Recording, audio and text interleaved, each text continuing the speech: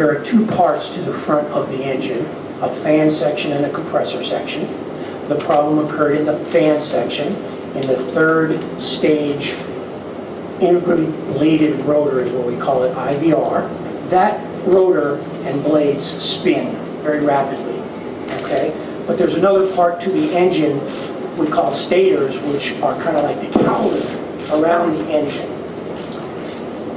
Some of the blades, as they move around the stationary part of the engine, are supposed to rub against the stationary part of the engine, and in fact we put a polyamide carbon foam where those rubs occur. Normal process in the break-in of any engine. This particular engine, the rub was more severe, and because it was more severe, it created a higher temperature than we expected to see, and the higher temperature then resulted in micro-cracking, and that micro-cracking resulted in a high cycle fatigue. And that's what caused that section of the engine to come apart. We have not found a similar problem on any of the other engines that are in service. So that's encouraging. So if this is a unique situation, it's either because of something unique with this engine or possibly because of unique conditions that this engine experienced. So we're trying to fully understand that.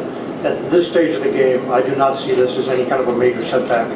It's a development program. We expect to find things like this. What Chris just talked about in terms of adjusting the schedule and the activities is sort of the normal thing you do in a development program when something unexpected occurs.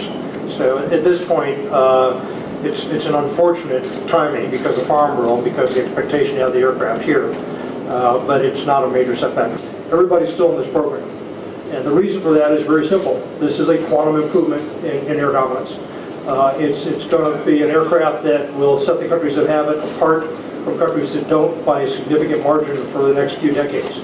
So that's why it's such a valuable investment to us, and that's why we remain committed. I came onto the F-35 program about 4 years ago, and I want to contrast where it is today to where it was 4 years ago. I think it's a much more stable program. We have a lot more confidence in the design today. We have the cost much more under control than we did 4 years ago.